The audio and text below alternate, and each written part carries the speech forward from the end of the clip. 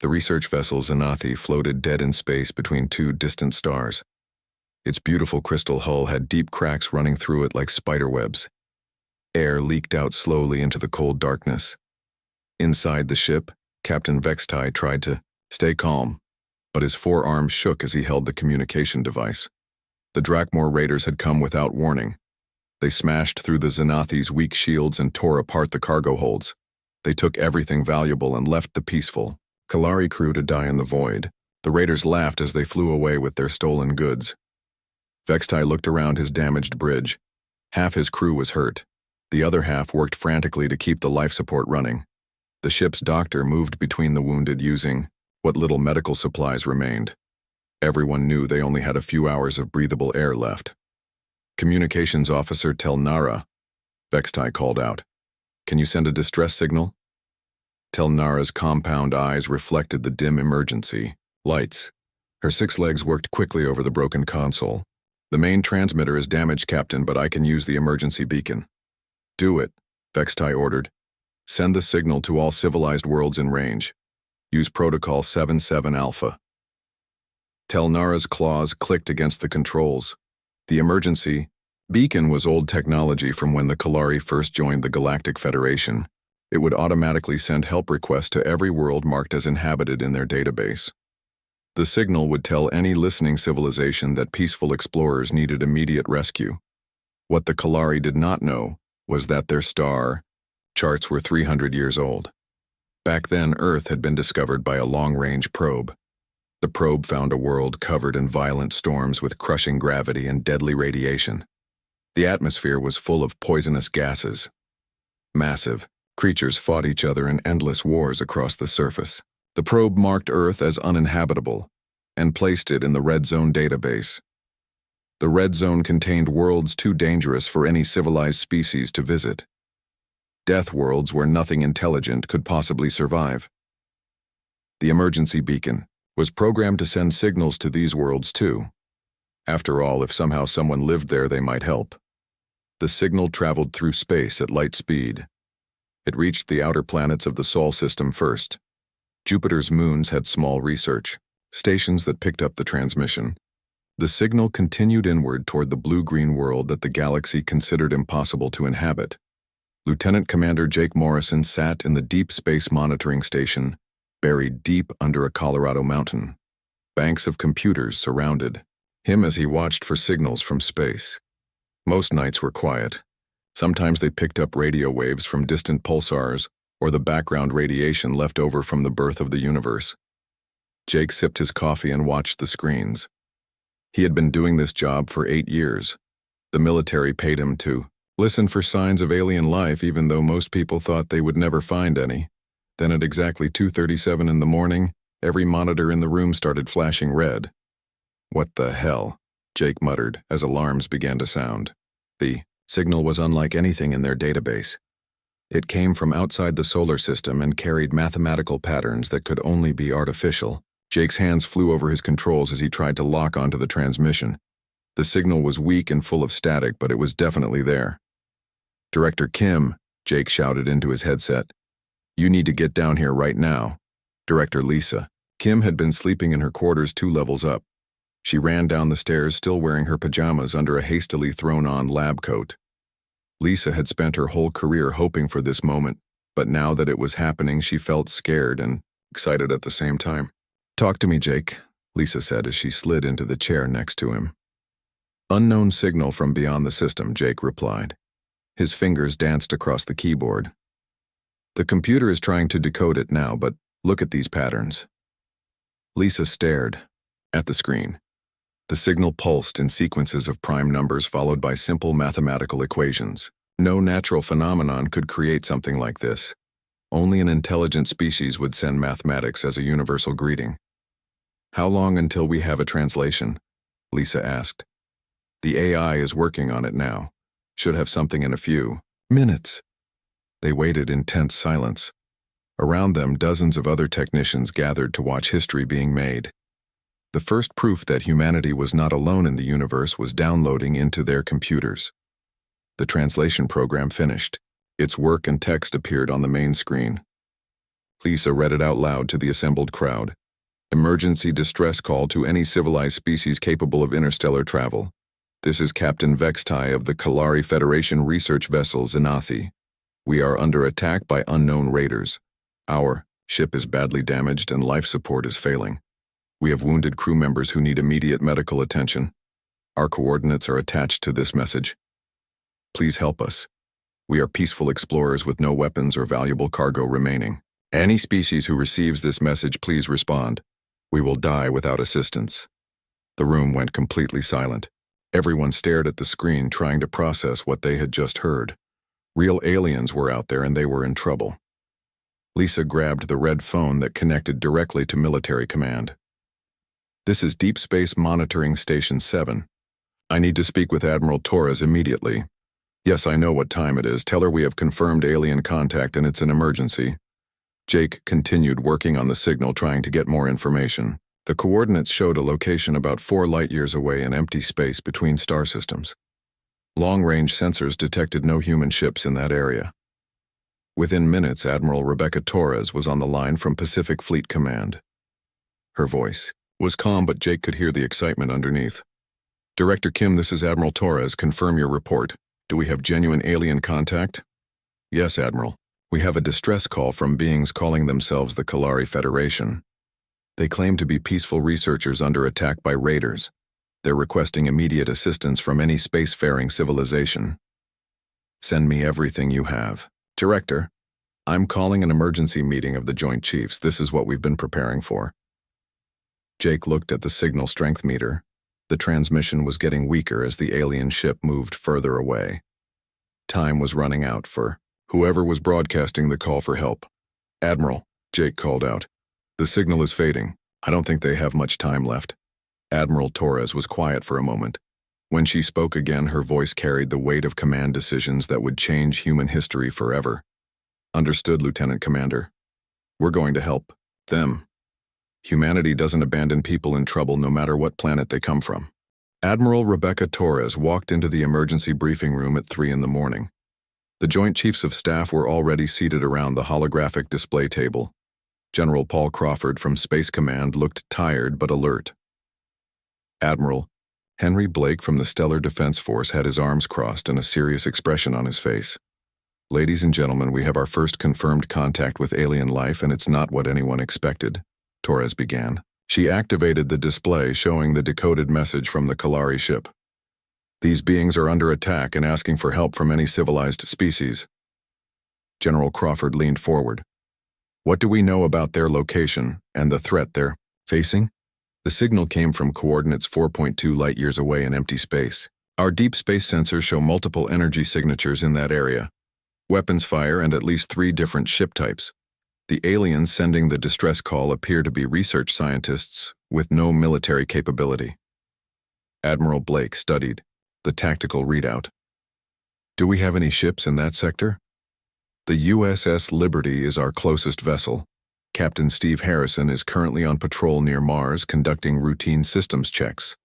The Liberty is our most advanced battlecruiser and fully equipped for long-range deployment.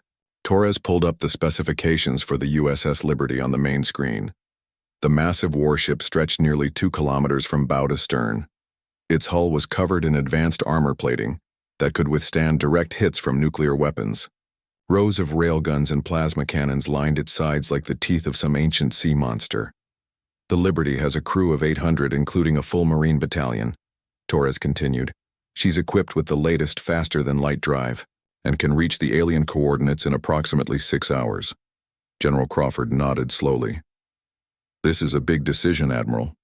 We're talking about humanity's first military action in interstellar space. Once we cross that line, there's no going back. I understand the implications, General, but we can't just ignore a distress call. If these aliens are truly peaceful researchers, then helping them is the right thing to do. It will also show the galaxy that humanity can be trusted. Admiral Blake raised his hand. What about the attackers? We don't know anything about their capabilities or intentions. We could be sending the Liberty into a trap. Torres had considered this possibility. The Liberty is the most powerful warship ever built by human hands. Her shields can deflect antimatter beams and her weapons can crack a moon in half. If these alien raiders want to fight, they'll get more than they bargained for. The room fell, silent as everyone contemplated the magnitude of the decision. Humanity was about to make its debut on the galactic stage, and they would do it with guns blazing. All in favor of deploying the Liberty to assist the alien vessel, Torres called for the vote. Every hand in the room went up. Captain Steve Harrison was in his quarters reviewing supply reports when the priority message arrived. The communication panel next to his bed flashed red 3 times, indicating an emergency deployment order. Harrison had commanded the USS Liberty for 2 years, but he had never seen a Priority 1 alert before. He read the message twice to make sure he understood. Correctly. Alien contact, distress call, combat situation. Deploy immediately. Bridge, this is the captain, Harrison said into his communicator. Set condition 1 throughout the ship. All hands to battle stations. Navigation plot a course for coordinates. November 7-7. Engineering prepare for faster-than-light jump. The Liberty's bridge erupted into controlled chaos as the crew prepared for emergency deployment. Lieutenant Susan Clark sat at the navigation console calculating jump coordinates. Her fingers moved quickly over the controls as she input the destination into the ship's computer. Course plotted and laid in, Captain, Clark reported. Jump coordinates locked. Commander Tony Rodriguez's voice came over the intercom from the engineering section deep in the ship's belly. Captain, this is engineering. The faster-than-light drive is online and ready. We can jump on your command. Harrison settled into his command chair and looked around the bridge. His crew was the best in the fleet and they had trained for situations like this. But training was different from the real thing. They were about to become the first humans to engage in combat with alien forces. Lieutenant Amy Foster, open a channel to all crew, Harrison ordered. Foster's hands worked over the communications console. Channel open, sir.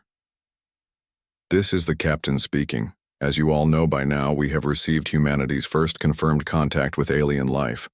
Unfortunately, these aliens are in trouble and need our help. We are deploying to assist a peaceful research vessel that is under attack by hostile forces. I won't lie to you people. We don't know what we're going to find out there, but we're going anyway, because it's the right thing to do. The entire human race is counting on us to represent them well. I have complete confidence that we will make our species proud. Harrison closed the channel and turned to his weapons officer. Lieutenant Commander Ryan Bell, status report on all weapons systems. Bell ran his hands over the tactical display.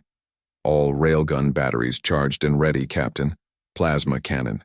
Arrays online. Missile tubes loaded with standard antimatter warheads. Point defense systems active. We're ready for anything, sir. In the medical bay, Dr. Patricia Wells prepared for the unknown. She had no idea what alien physiology would be like, but she gathered every piece of equipment that might be useful. Her medical team worked frantically to set up additional treatment areas in case there were many wounded. Master Chief George Parker moved through the ship checking on his Marines. The Liberty carried 300 combat troops trained for boarding actions and ground assault. They had practiced fighting in zero-gravity and hostile environments, but never against alien opponents. Listen up, Marines, Parker addressed his troops in the main hangar bay. We might be going into combat against unknown alien forces. Stay sharp and remember your training. Watch your sectors and cover your teammates. Most importantly, don't fire unless fired upon. We're the good guys here. The Liberty's massive faster-than-light drive began to spin up. Energy flowed through superconducting coils that could bend space and time. The ship's hull vibrated slightly as exotic matter was fed into the drive core. All stations report ready for jump, Clark announced.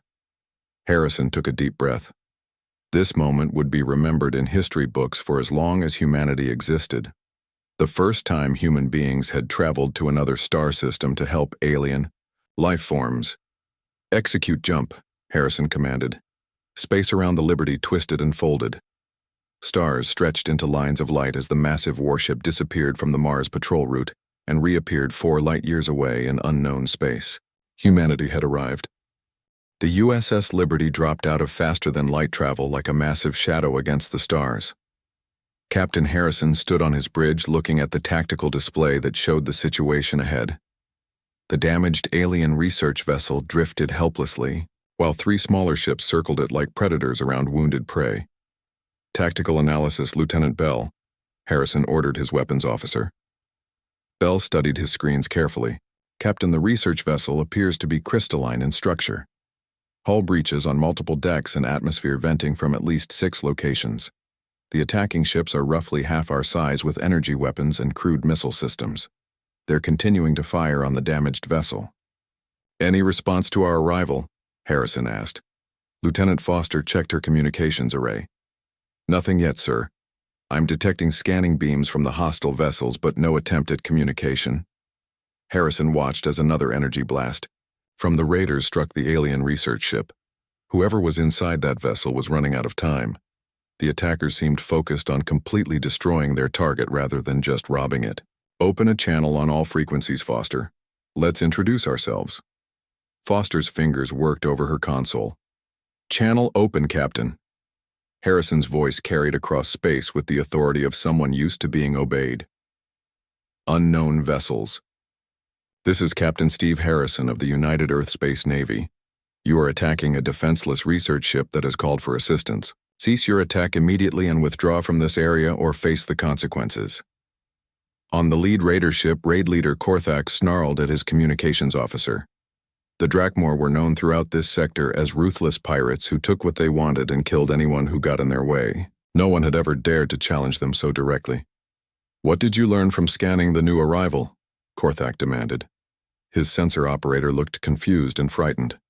Sir, the readings don't make sense. The ship is enormous, but our computers say it's impossible. No civilization has the technology to build something that size and make it functional. Korthak stared at the tactical display showing the massive human warship. The vessel was larger than some space stations he had raided. Its hull appeared to be made of materials his sensors couldn't identify. Most disturbing of all were the energy readings coming from its weapon systems. Impossible. Must be sensor, ghosts, or some kind of deception technology. Continue the attack on the Kalari vessel. If this newcomer tries to interfere, we'll deal with them. Back on the Liberty, Captain, Harrison waited exactly 60 seconds for a response.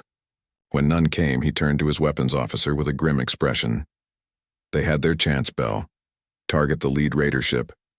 I want a demonstration of our capabilities, but try not to destroy them completely. Aim for their engine section. Bell's hands moved over the weapons control panel. Forward railgun charged and ready, Captain. Targeting their propulsion systems. Fire. The Liberty's main railgun spoke with the voice of thunder. A tungsten projectile the size of a telephone pole, accelerated to 20% of light speed in less than a second. The hypersonic round crossed the distance to the raider ship in the blink of an eye. The Drakmor crew had no time to react or evade. The railgun projectile punched through their rear shields like they were made of paper. It passed completely, through the engine compartment, vaporizing everything in its path, before exiting out the other side and continuing into deep space. Korthak was thrown from his command chair as his ship shuddered under the impact. Emergency alarms screamed throughout the vessel as his crew struggled to understand what had just happened. Damage report, Korthak shouted over the noise. Sir, our entire engine section is gone. Main power is failing and we're venting atmosphere. We're dead in space. On the Liberty Bridge, crew watched the results of their warning shot. The raider ship tumbled helplessly through space-trailing debris and frozen atmosphere. Its 2 companion vessels immediately stopped firing on the research ship. Incoming transmission, Captain, Foster reported. Multiple frequencies and what? Sounds like surrender signals. Harrison nodded with satisfaction. Sometimes the best way to end a fight is to show your enemy how outclassed they are. Open a channel. The remaining Drakmor ships broadcast frantically in 17 different languages. Their universal translators worked overtime trying to find words that would convince the terrifying newcomers not to destroy them completely. Unknown warship, we surrender. We withdraw from this area immediately. Please do not fire upon us. We offer no further threat to the research vessel or to your ship. Harrison considered his options.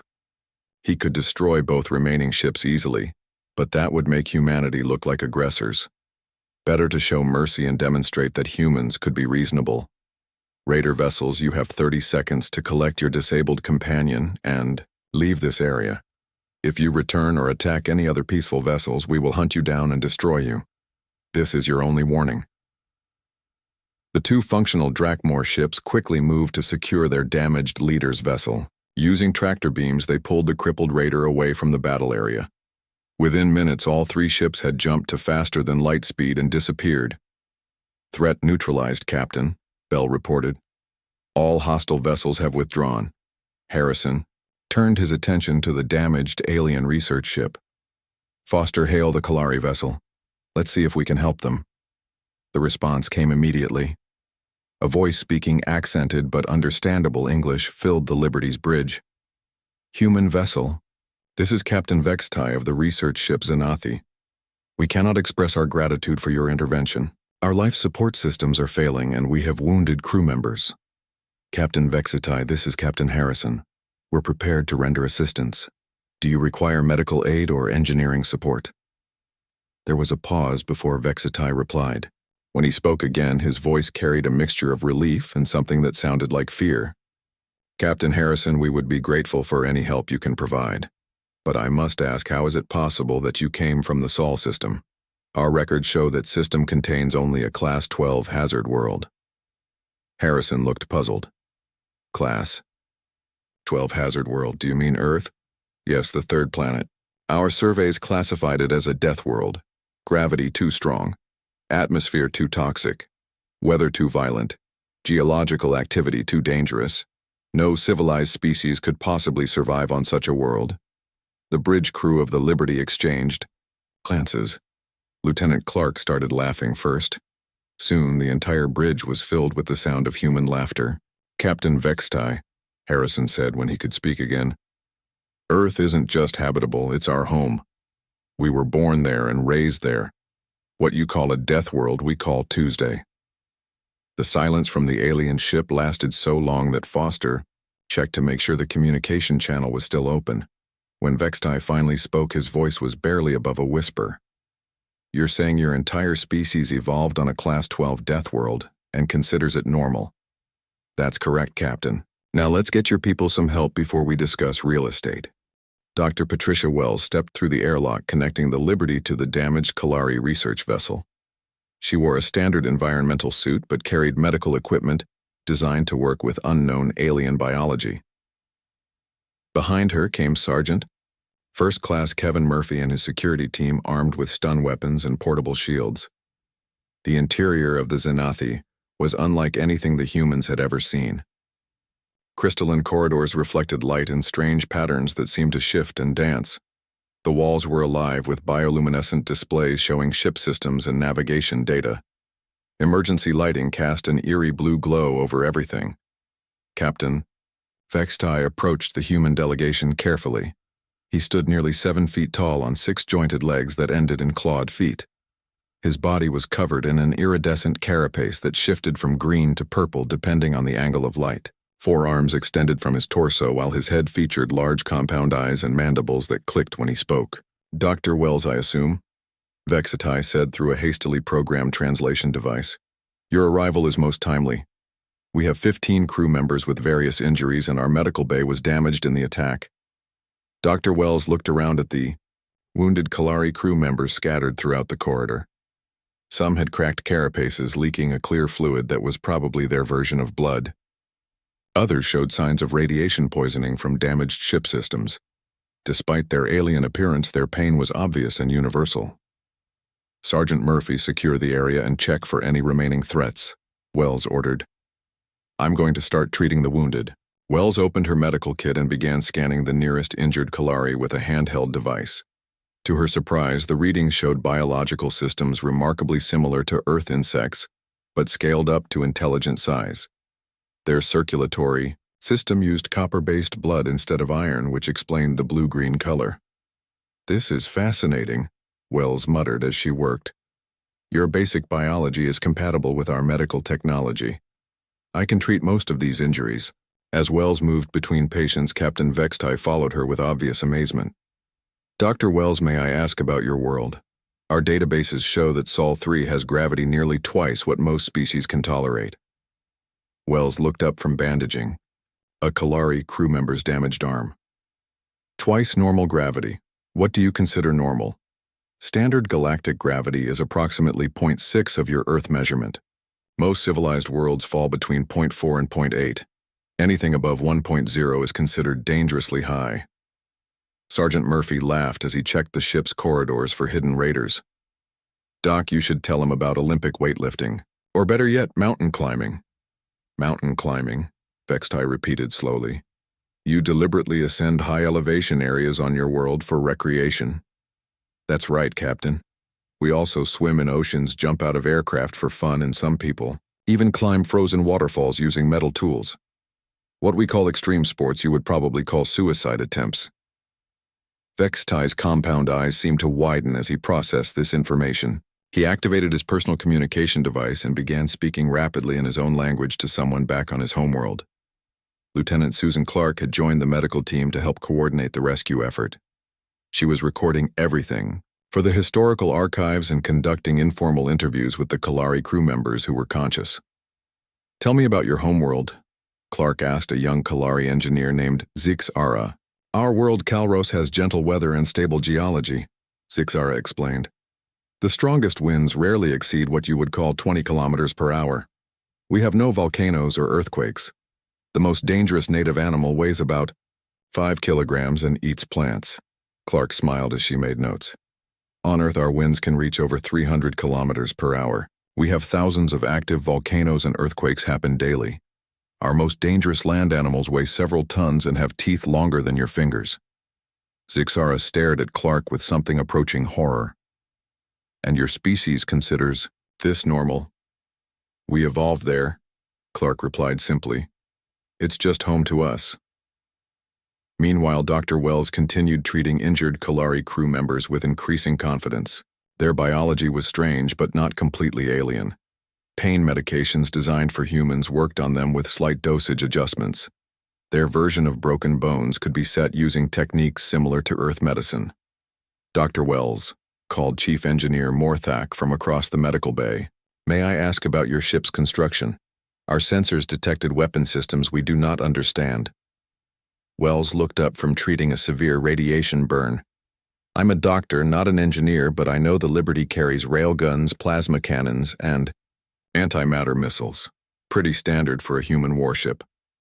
Antimatter missiles, Morthak repeated faintly. Your species weaponizes antimatter for ship-to-ship combat. Among other things, we also use it for power generation and faster-than-light travel. Why, what do you use for weapons? Most civilized species employ directed energy beams and kinetic projectiles. Antimatter is considered too dangerous for routine military use. Only the most advanced civilizations even attempt to manufacture it safely. Sergeant Murphy finished his security sweep and returned to the medical area. Doc, the ship is secure, but you need to see the engine room. These aliens have some pretty amazing technology. Wells followed Murphy through corridors lined with organic-looking machinery that seemed to grow rather than being built. The engine room contained a massive crystal structure that pulsed with internal light. Energy flowed through it in patterns too complex to follow. This is our quantum resonance drive, explained Chief Engineer Morthak. It manipulates space-time by harmonizing with the natural frequencies of the universe. Very gentle and efficient. Murphy whistled appreciatively. That's incredible. Our faster-than-light drive basically punches a hole through reality and jumps through it before the universe notices. Morthak's mandibles clicked rapidly, and what the humans were learning indicated distress. You rupture space-time itself for transportation. That requires enormous amounts of energy and risks damaging the fabric of reality. Yeah, but it's fast and reliable, Murphy replied. Gets us where we need to go. As the medical treatment continued, Captain Vextai received more information from his homeworld. The Galactic Council had been monitoring the situation and was sending detailed reports about Earth and its inhabitants. What they learned made the Kalari captain increasingly nervous. Dr. Wells, Vextai said carefully, I have been informed that your world experiences regular bombardment from space debris, asteroid impacts, and comet strikes. The occasional meteor shower, sure. Sometimes a big rock makes it through the atmosphere, but that's pretty rare. Why? Our homeworld has orbital defense systems to prevent any object larger than a grain of sand from reaching the surface. Even microscopic impacts are considered potentially catastrophic. Dr. Wells finished treating the last wounded Kalari and sat down heavily in a chair that adjusted itself to her human proportions. Captain, I'm starting to understand why you think our world is so dangerous. But you have to realize that everything you're describing as terrifying is just normal Tuesday on Earth. We don't think of it as dangerous because we grew up with it. Vextai activated his communication device again and spoke rapidly to his superiors. The conversation lasted several minutes and involved increasingly agitated clicking sounds. When he finished, he turned back to the humans with an expression that might have been awe or terror. Dr. Wells, the Galactic Council wishes to speak with your leaders immediately. It seems that your species' arrival has changed everything we thought we knew about what is possible in this universe. News of humanity's first contact spread through the galaxy faster than light itself. The Galactic Communication Network carried the story to every civilized world within 100 light years. Captain Vexitai's report to the Kalari Federation contained details that shocked even the most experienced alien diplomats. The beings from Sol 3 had not only survived on a Class 12 death world, but had built the most powerful warship anyone had ever seen. They destroyed a Drakmor raider with a single shot from a weapon that fired solid projectiles at impossible speeds. Most terrifying of all, they considered their deadly homeworld to be perfectly normal. Admiral Rebecca Torres found herself in a situation no military academy had ever prepared her for. Earth's first alien contact had resulted in humanity accidentally becoming the galaxy's newest superpower. The aliens were afraid of them, and she wasn't sure if that was good or bad. President Helen Carter called an emergency meeting in the White House Situation Room. The most important people in the government sat around a table covered with alien translation devices and star charts that showed the location of dozens of inhabited worlds. Admiral Torres, bring me up to speed on the situation, President Carter requested. Torres activated a holographic display showing the rescue mission. Madam President, the USS Liberty successfully rescued the Kalari research vessel and drove off their attackers. Our people are currently providing medical aid and engineering support. However, we've learned that the galaxy considers Earth to be an uninhabitable death world. Secretary of State Jonathan Hayes leaned forward. What exactly does that mean for our diplomatic position? It means, sir, that every alien civilization we might encounter will assume we are incredibly dangerous.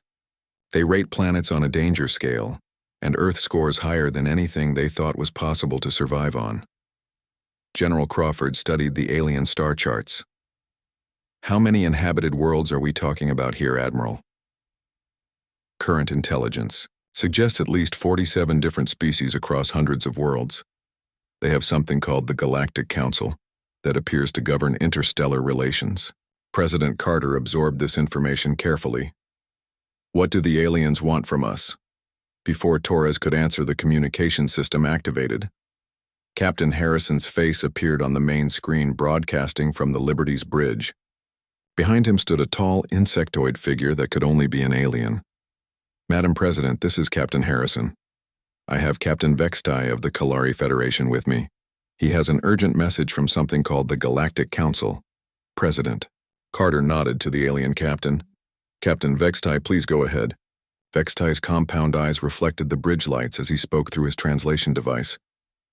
Honored President Carter, the Galactic Council has been monitoring your species for several hours since your intervention in our rescue.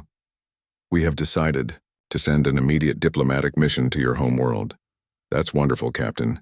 We look forward to peaceful relations with your people. President Carter, I believe there may be some misunderstanding about the nature of this diplomatic mission. The Council is not coming to establish normal relations. They are coming to negotiate what your species might call a business arrangement. Secretary Hayes exchanged glances with President Carter. What kind of business arrangement, Captain Vextai? The galaxy faces many security challenges, President Carter. Raiders, pirates, aggressive expansion by hostile species, rogue artificial, intelligence networks, and dangerous spatial phenomena. Until now, we have managed these threats through careful diplomacy and defensive measures.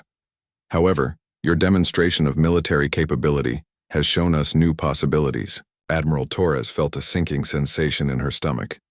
Captain, are you saying the Galactic Council wants to hire humanity as soldiers? Admiral Torres, the Council prefers the term security consultants. You see, most civilized species evolved on gentle worlds with stable climates and peaceful environments. We are not naturally suited for violence or dangerous situations. But your people who consider a death world to be home might be uniquely qualified for tasks that other species find impossible. President Carter tried to process what she was hearing. You want us to become the galaxy's police force. More than that, Madam President. There are regions of space too dangerous for normal exploration, phenomena too violent for standard scientific investigation, conflicts too intense for conventional military intervention. Your species might be the only beings capable of handling such challenges. 3 days later, a massive alien vessel arrived in Earth orbit. The ship was beautiful beyond description, with flowing curves and organic shapes that seemed to have been grown rather than built. It was also surrounded by enough defensive shields and escort vessels to protect a small planet. Ambassador Prime Zelthera stepped off the transport shuttle at Andrews Air Force Base, wearing an environmental suit that made her look like a living crystal sculpture. Her escorts included representatives from a dozen different alien species, all of whom seemed nervous about being on the legendary Death World. The diplomatic meeting took place in a specially constructed chamber that could accommodate different atmospheric requirements. President Carter sat across from Ambassador Zelthera, while translators worked frantically to bridge the communication gap between species. Honored Deathworlders, Zelthera began. The Galactic Council comes to Sol 3 seeking accommodation with your people. President Carter tried not to smile at being called a Deathworlder. Ambassador, what exactly is the Council proposing? For 300 years, Madam President, the galaxy has known of your world, but avoided your entire stellar region. We classified Sol 3 as unsurvivable and marked it as a navigation hazard. That beings such as yourselves could not only survive, but thrive on such a world and build vessels of such terrifying capability, changes our understanding of what is possible. Secretary Hayes leaned forward. Ambassador, you still haven't explained what you want from us. Zelthera's crystalline form shimmered with what humans would later learn indicated nervous excitement. Employment Secretary Hayes. The galaxy faces threats that normal civilizations cannot handle safely. We have always managed through careful negotiation and defensive technology. But now we know there are beings who consider a Class 12 death world to be home sweet home. What kind of employment are we talking about? President Carter asked. Security services, President Carter. There are star systems plagued by pirates that no normal military force can pacify. Regions of space filled with dangerous phenomena that require investigation. Hostile alien species that respond only to superior force. Ancient automated defense systems left by extinct civilizations. Rogue artificial intelligences with advanced military capabilities. Admiral Torres spoke up from her position at the table. You're asking us to handle everything too dangerous for other species. Precisely, Admiral. In exchange, the Galactic Council offers full membership in our organization, access to our trade networks, scientific databases, and cultural exchanges.